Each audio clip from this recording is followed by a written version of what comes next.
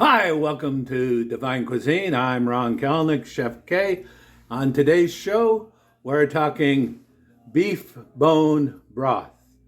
How would you like to make this that costs $4 online or in a gourmet grocery store for only about 4 cents?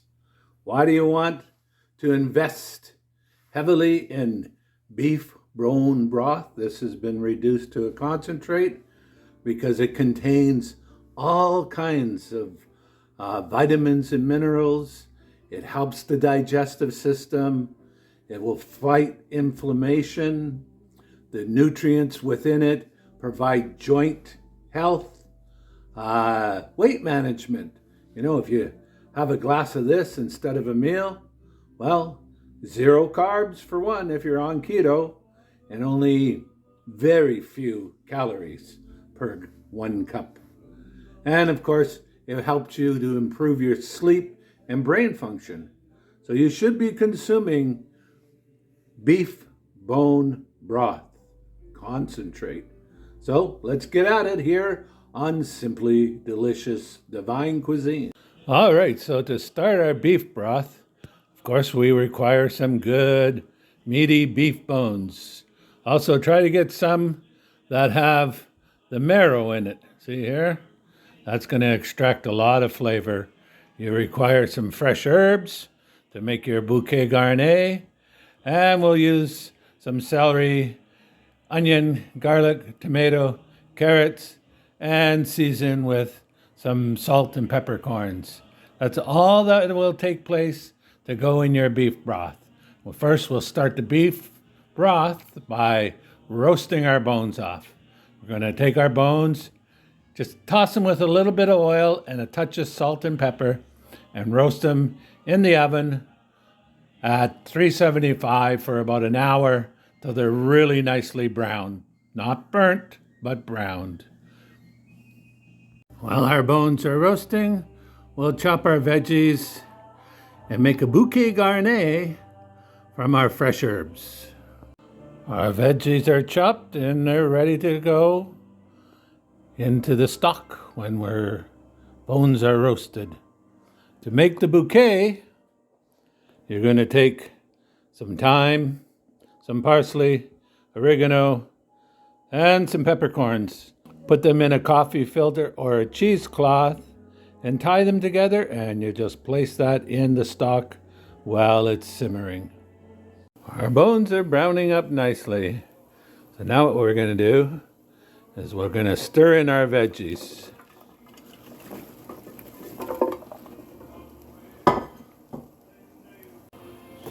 Put our veggies in, give them a quick stir.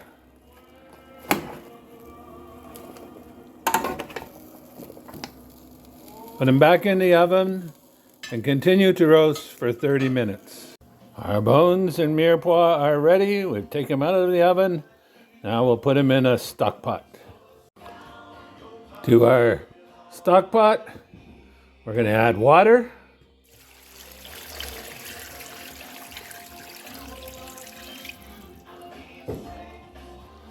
We'll add our bouquet garni,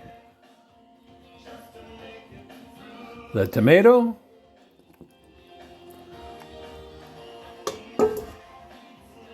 and our final ingredient, some apple cider vinegar. That will extract the flavoring out of the bones. And we're going to let this simmer for 12 to 24 hours. So you just have to check it. You're not going to cover it. You're just going to allow it to simmer slowly on the back of your stove, or you can do this also in a slow cooker. And then we'll show you what to do as it goes along.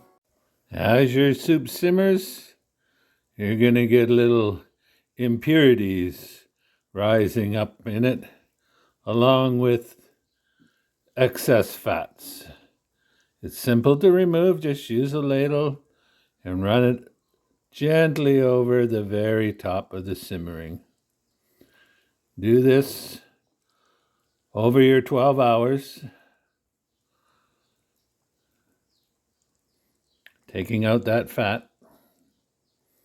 before we actually strain it all. And we'll let it chill and remove it totally. But we'll keep an eye on it as it goes. All right, once your bones are done, you're going to line a colander with a cheesecloth and just strain out your broth.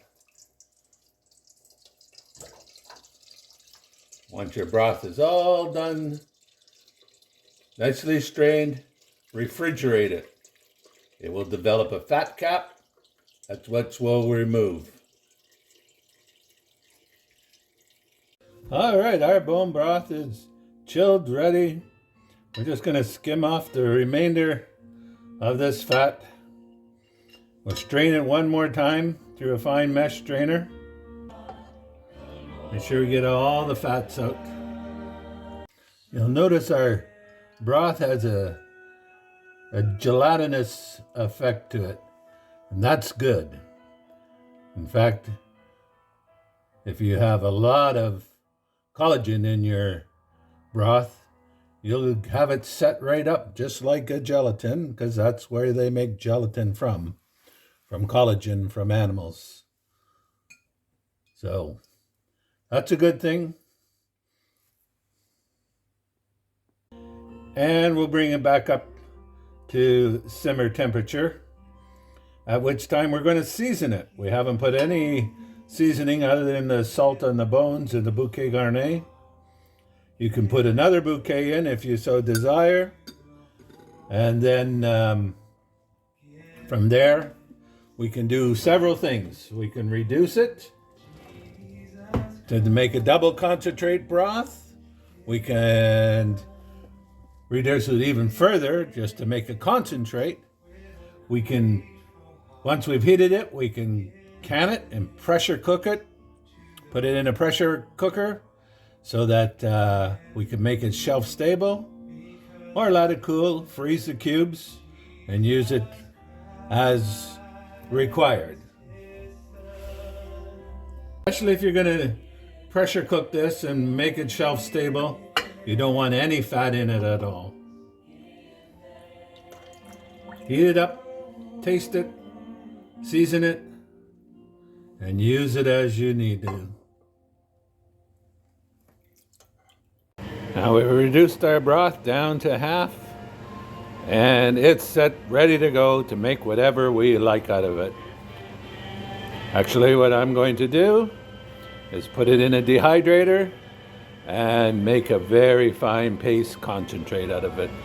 But you do whatever you like, enjoy. Remember, it's simply delicious.